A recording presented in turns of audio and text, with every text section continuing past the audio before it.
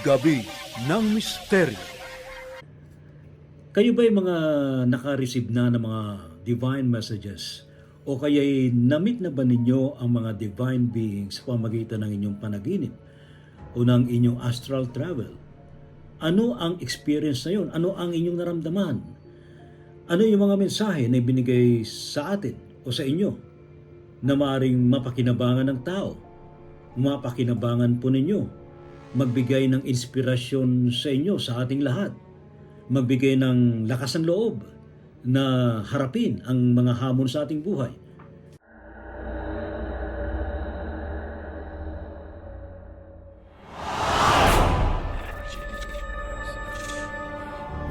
Kaya tayong kudal sa may You can offer prayers. Wala namang mawawala niya. flowers. They also burn incense. Diploma to tell? Na North Cemetery.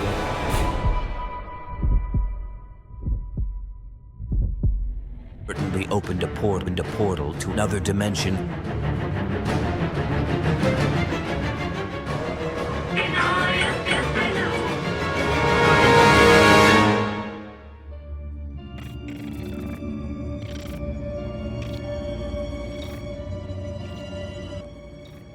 Mga kamisteryo, ngayong gabi ito pag-usapan natin tungkol sa divine encounters, divine messages na maaaring makuha sa pamamagitan ng panaginip o kaya'y sa astral travel. May mga nilalang sa matataas na dimensyon, particular na sa heavenly dimensions, mga divine beings na nagbibigay ng mga mensahe sa tao sa pamamagitan ng panaginip o astral travel. Ito'y para magbigay ng gabay, para magbigay ng babala, para magbigay ng inspirasyon at iba pang mga mahalagang mensahe para sa tao. May mga tao na sadyang binigyan ng ganitong pagkakataon na makaugnayan ng mga divine being, makatanggap sila ng mga divine messages. Ano itong mga mensaheng ito? Ano ba ang naibigay nitong pakinabang sa kanilang mga buhay? Magandang gabi Pilipinas. Ako po si Marlon Makel. Magkita-kita po tayo sa Sabado, alas 10 ng gabi sa programang Gabi ng Misteryo ng DZRH ni Mr. Ray Sibayan, Metaphysical Broadcaster. Alas 10 ng gabi. Magiging topic po natin is Divine Encounters during Dreams and Astral Travel. Hi guys, this is Teus Abbas. Abangan niyo po ako mamaya sa Gabi ng Misteryo kasama si Ray Sibayan, alas 10 ng gabi. Atin pong pag-uusapan ang Divine Encounters and Message in Dreams and Astral Travel. See you there! Magandang buhay po sa inyo lahat. Si Kajing ang palito ng Spiritual Guide Philippines. At yun, samahan niyo po kami sa Gabi ng Misteryo with sa Radio Sibayan. At ang ating tatalakayin, ang Dreams and Astral Projections. So ano nga ba itong Astral Projections at ang mga visions sa dreams na pinapakita sa atin po ngayon? So yun po ang ating tatalakayin sa Gabi ng Misteryo.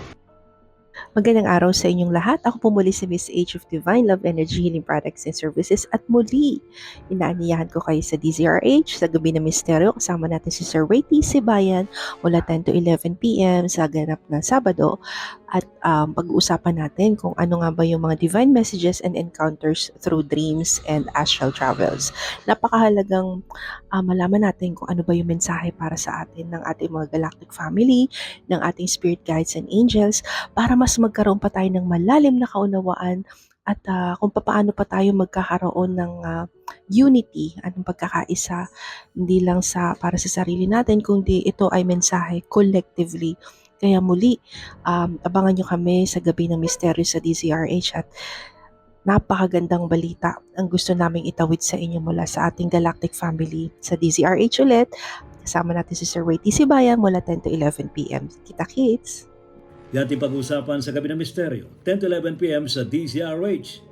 Walang absent. See you! Pagkakaiba daw ho yung mediumship sa sinasapian. Talagayang kababalaghan, pananaliksik sa kapangyarihan ng isipan, pagpapakita ng mga nilalang, inyong matutunghayan sa Gabi ng Misteryo. Kasama si Ray Sibayan tuwing Sabado, alas 10 ng gabi sa DZRH Radio, DZRH TV at DZRH Online. Gabi ng Misteryo.